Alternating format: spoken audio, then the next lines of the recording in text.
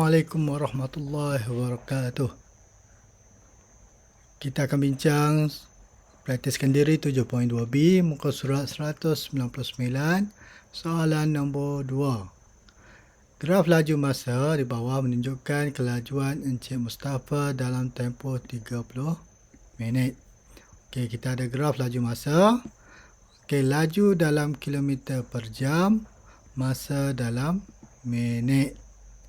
Kita tengok bermula dengan 20 km sejam, naik kepada 40, kemudian dia ada laju seragam, laju seragam 40 km selama 10 minit, kemudian selepas minit ke-18 hingga ke minit 30,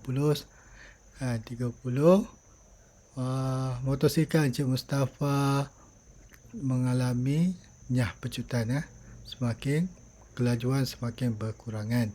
Sampailah ke minit 30 dia telah berhenti.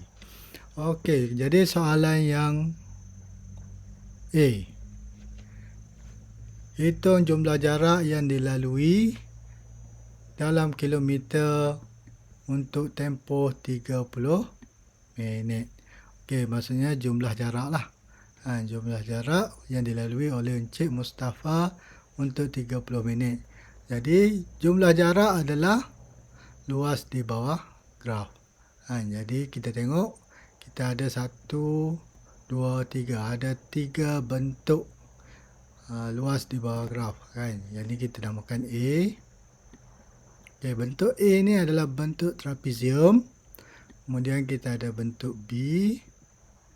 Bentuk B ni adalah bentuk segi empat tepat. Kemudian kita ada bentuk C. Okey, bentuk C adalah bentuk segi 3. Jadi jumlah jarak ni bentuk A trapezium lah, sama dengan luas trapezium A. Okey. B adalah bentuk segi empat tepat.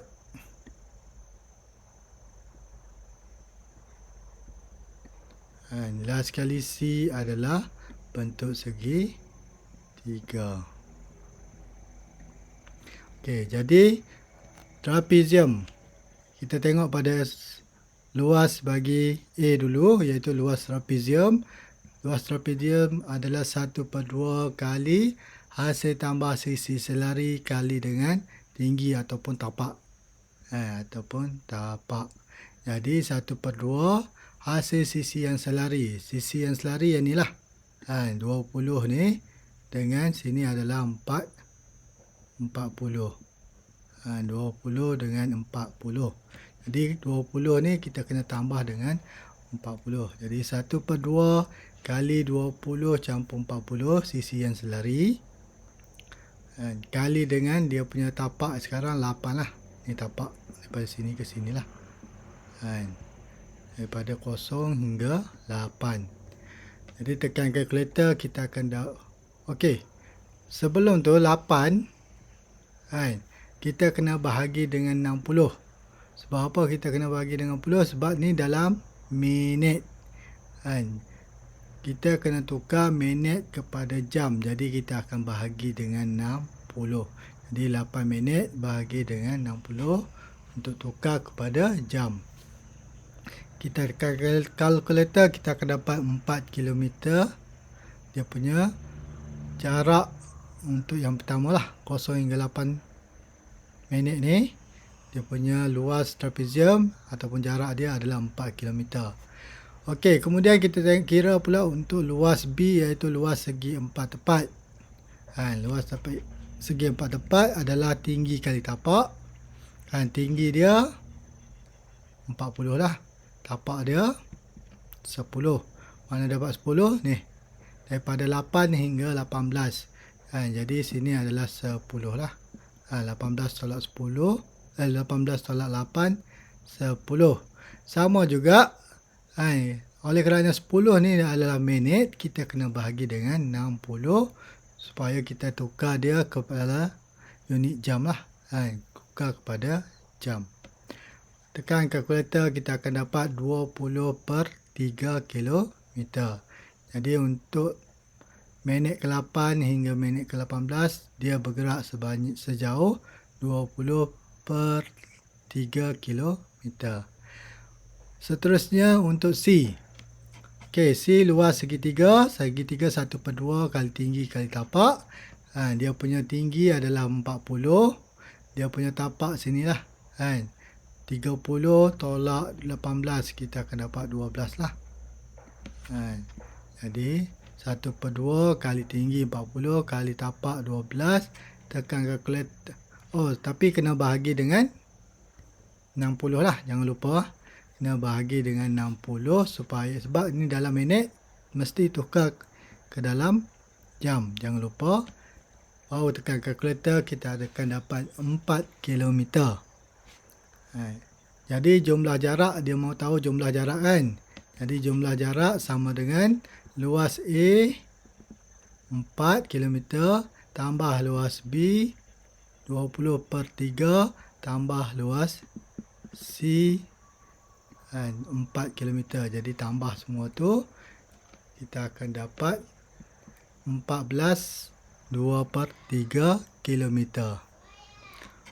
Okey, seterusnya kita tengok soalan B. Okey, soalan B. Laju purata dalam kilometer per jam motosikal Encik Mustafa untuk 30 minit. Kan? Okey, jadi laju purata kita dah tahu, iaitu laju purata apa dia? Laju purata adalah jumlah jarak bahagi dengan jumlah masa. Jumlah jarak bahagi dengan jumlah masa. Jadi jumlah jarak tadi untuk soalan A kita dah kira, iaitu jumlah jarak adalah 14 2 per 3. Ini daripada soalan A lah. Soalan bahagian A tadi. 14 2 per 3 kilometer. Jumlah masa sini 30. Jumlah masa 30. Tapi ingat 30 ni kita kena bahagi dengan 60 sebab kena tukar kepada jam. Kita akan dapat 0.5 jam. Jadi 30 per 60 dapat 0.5 jam, setengah jam lah.